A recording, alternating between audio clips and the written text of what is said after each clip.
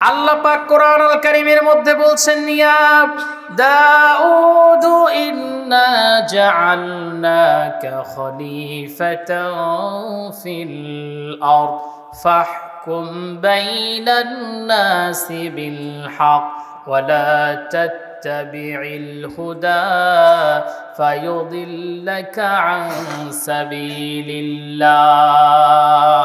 আপনারা সবাই জানেন দাউদ আলাইহিস সালাতু ওয়াস সালামকে আল্লাহ কিন্তু রাজত্ব দিয়েছিলেন, দিছিলেন না? দাউদ আলাইহিস সালাতু ওয়াস সালামকে আল্লাহ পাক ডেকে বলেন, দাউদ তোমারে আমি প্রতিনিধি বানিয়েছি, তোমাকে আমি সরকার প্রদান করেছি। ও দাউদ, তুমি মানুষের মধ্যে সুবিচার করো।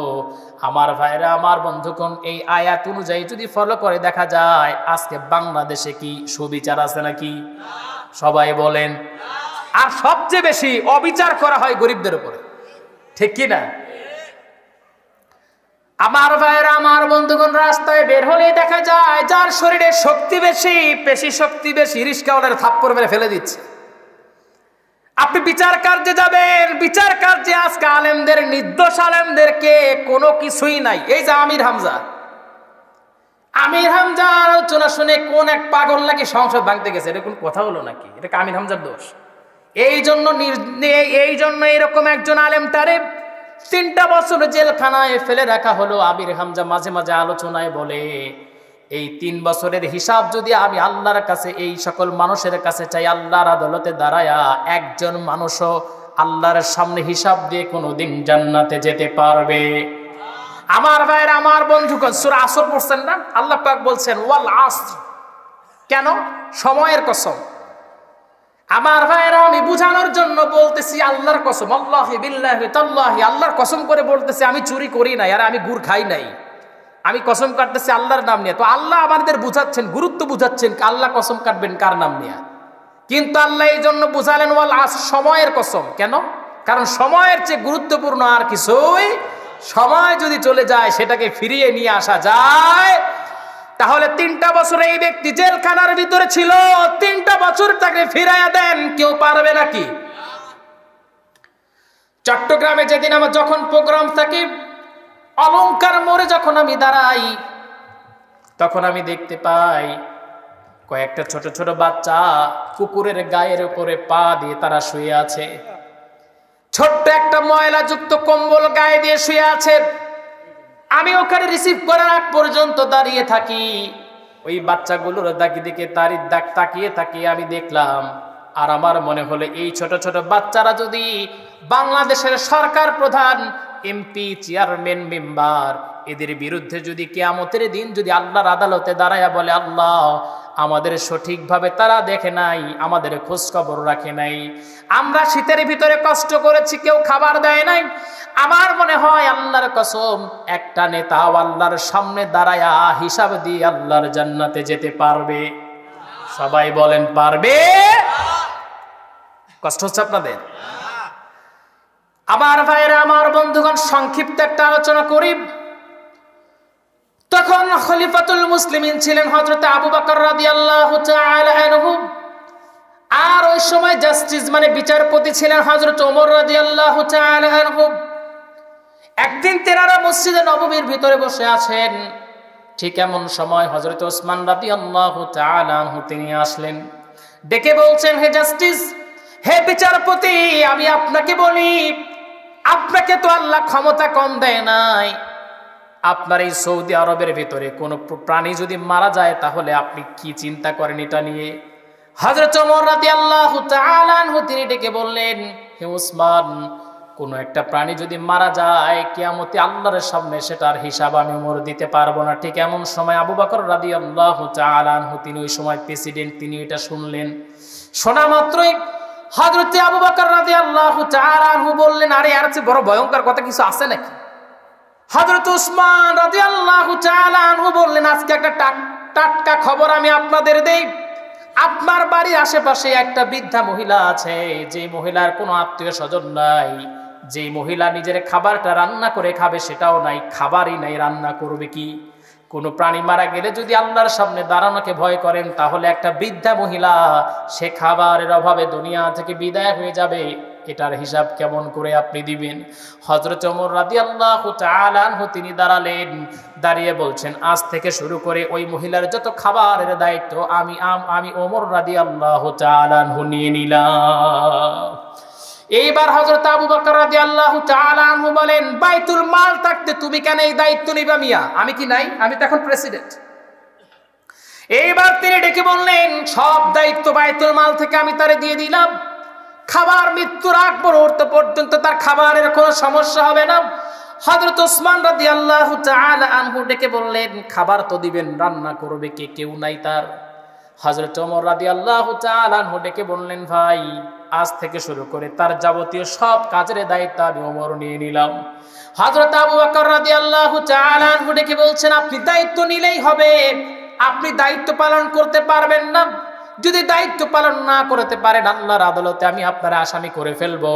হযরত ওমর রাদিয়াল্লাহু তাআলা আনহু বললেন, কোনো সমস্যা নাই, আমি রাজি আছি, তবু কাজ করতে চাই ওই বৃদ্ধার বাড়িতে। এরপর তিনি দায়িত্ব নিয়ে নিলেন। পরের দিন ফজরের আজান যখন হয়ে গেল, ফজরের আজানের পর হযরত ওমর রাদিয়াল্লাহু তাআলা আনহু সামান্য খাবার গ্রহণ করলেন, নাস্তা করলেন। এরপর তিনি কাজ করার জন্য বৃদ্ধার বাড়িতে গেলেন। বৃদ্ধা মহিলাকে ডেকে বলছে, বৃদ্ধা মা, আমাকে একটু কাজের অনুমতি দিয়ে দেন, কি কি কাজ আপনার করতে হবে? বৃদ্ধা মহিলা ডেকে বলছে, হে ওমর, তুমি আমার কি কাজ করবা? তুমি আসার 2 ঘন্টা আগে একটা যুবক এসে আমার সকল কাজ করে দিয়ে গেছে। জোরে কোন সুবহানাল্লাহ। আমার ভাইরা, আমার বন্ধুগণ, এইবার হযরত ওমর চিন্তা করলেন, আগামীকাল একটু আগে আসবো। আগামীকাল তিনি ফজরের নামাজের পর যখন তিনি রওনা দিয়ে দিলেন, তিনি আসলেন বৃদ্ধার বাড়িতে আর বললেন, মা কাজ দেন। বৃদ্ধা মহিলা ডেকে বলছে, বাবা তুমি আসার অনেক আগেই একজন যুবক এসে সব কাজ করে দিয়ে গেছে। এইবার হযরত ওমর চিন্তা করলেন, তাহলে আগামীকাল তাহাজ্জুদের সময় আসবো, দেখি এবার ধরতে পারি কিনা। হযরত ওমর রাদিয়াল্লাহু তাআলা আনহু তাহাজ্জুদের নামাজের সময় যখন তিনি আসলেন, কিন্তু বৃদ্ধা মহিলার তিনি কাজের জন্য কাজ যখন চাইলেন, বৃদ্ধা মহিলা ডেকে বললেন, তারও অনেক পূর্বে একজন যুবক তার কাজ করে দিয়ে গেছে। এইবার হযরত ওমর চিন্তা করলেন, আজকে আর কোনো রক্ষা নাই, আগামীকাল তিনি আরো আগে আসলেন। এইবার তিনি এসে দেখেন বৃদ্ধার ঘরের ভিতরে টিম টিম করে আলো জ্বলছে, কোনো একজন যুবক ঘরের ভিতরে কি যেন কাজ করতেছে। হযরত ওমর মনে করলেন, ওই বৃদ্ধা মহিলাকে মনে হয় কোনো যুবক ধর্ষণ করবে। এই জন্য তিনি তার তরবারি খোলস মুক্ত করে দরজার কাছে তিনি দাঁড়ায় রইলেন। কারণ হযরত ওমর জানেন, আমার তরবারি তো দূরে থাক, আমার দেখা মাত্র একদম সব পেশাব করে ফেলবে। হযরত ওমর রাদিয়াল্লাহু তাআলা আনহু যখন তিনি খোলা তরবারি নিয়ে দাঁড়িয়ে, ঠিক এমন সময় যুবকটা যখন বের হচ্ছে, হযরত ওমরের হাত থেকে তরবারিটা পড়ে গেল। চোখের পানি তিনি ছেড়ে দিলেন আর ডেকে বললেন, সারাটা জীবন আপনার সঙ্গে প্রতিযোগিতামূলক কোনো কাজে আমরা পারি নাই, আজকেও পারলাম না। ওই যে যুবক কাজ করে দিয়েছিলেন তিনি অন্য কেউ নন, তিনি খলিফাতুল মুসলিমিন আবু বকর রাদিয়াল্লাহু তাআলা আনহু। জোরে কোন সুবহানাল্লাহ। আমার ভাইরা, আমার বন্ধুগণ, এখন কোন মেম্বাররে আপনি কাজের কথা বলতে পারবেন? হ্যাঁ, একদম পুরো রাজাকার বলে জেলের ভিতরে ঢুকাই দিবে। আমার ভাইরা, আমার বন্ধুগণ, কষ্ট হচ্ছে আপনাদের? হক কথা বলবো ইনশাআল্লাহ। আমরা বাতিলের কোন রক্তচক্ষুকে ভয় করি না, আমরা ভয় করি আল্লাহকে, ঠিক কিনা? আমার ভাইরা, আমার বন্ধুগণ, আমাদের কি এখনো সেই রকম কঠিন সময় আসলো নাকি? ফিলিস্তিনের চেয়ে বেশি কঠিন সময় আমাদের আসছে এখনো? ওরা যদি ভয় না পায় তাহলে আমাদের ভয় থাকবে না। সবচেয়ে কষ্টের বিষয় কি জানেন? কিছু শায়েখ আছে বাংলাদেশে, আমার ফেসবুক পেজের ভিতর অনেকে কমেন্ট করে, হুজুর আপনারা একটু তাদের সঙ্গে বসেন, তাদের সাথে বসে একটু সমঝোতায় আসেন। কিসের হুজুর হুজুর মারামারি লাগাইছেন আপনারা? আমি বলি, ওদের সঙ্গে কিসের সমঝোতা করবো? যারা ইসরায়েলের পক্ষ নেয় তাদের সঙ্গে কোনো সমঝোতা হতে পারে না, ঠিক কিনা? কোনো বিষয় নিয়ে ফতুয়া, মিলাদ নিয়ে সমস্যা, হাত বাঁধা নিয়ে সমস্যা, এই সব সমস্যার জন্য আমরা বসতে পারি, কোনো সমস্যা নাই। কিন্তু কখনো ইসরায়েলের সাপোর্ট দিছে এমন কোন আলেমরে আমরা মেনে নিব যতক্ষণ না সে তওবা পড়বে। বাংলাদেশে এমন কিছু শায়েখ আছে যারা বলে ফিলিস্তিনের কি প্রয়োজন ছিল, ইসরায়েলে আক্রমণ করার কি দরকার ছিল, তাদের কোনো অস্ত্র নাই, কেন তারা আক্রমণ করতে গেল? আমি তাদের প্রশ্ন রাখতে চাই, বদরের যুদ্ধে নবীজি কয়টা অস্ত্র নিয়ে জিহাদে গিয়েছিলেন? কিন্তু আল্লাহ পাক তাদেরকে কিন্তু বিজয় দিয়েছিলেন। আজ বা কাল ফিলিস্তিনের বিজয় যিনি দিয়ে দিবেন তিনি কে? টেনশনের কোনো কারণ নাই। ও চিরে ইমাম মাহদী আলাইহিস সালাতু ওয়াস সালাম আসবেন আর জিহাদের জন্য তিনি ডাক দিবেন। সেই সময় আমরাও তার সঙ্গে জিহাদের ময়দানে গিয়া মুসলমানদের বিজয় সুনিশ্চিত করতে চাই ইনশাআল্লাহ। আমরা তো বহু কিছু দেখলাম।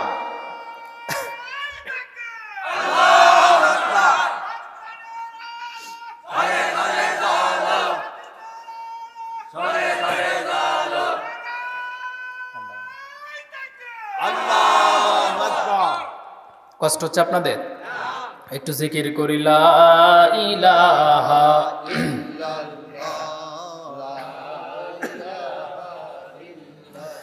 লা ইলাহা লা ইলাহা লা ইলাহা ইল্লাল্লাহু মুহাম্মাদুর রাসূলুল্লাহ। সবাই বলি সাল্লাল্লাহু। প্রথম নাম্বার, ন্যায় পরায়ণ শাসকরে আল্লাহ পাক আরশের ছায়ার নিচে ওই দিন ছায়া দান করবেন। 2 নাম্বার, ওই যুবককে আল্লাহ পাক আরশের ছায়ার নিচে ছায়া দান করবে যেই যুবকটা তার যৌবনকালটা আল্লাহর রাস্তায় কাটিয়ে দিয়েছে।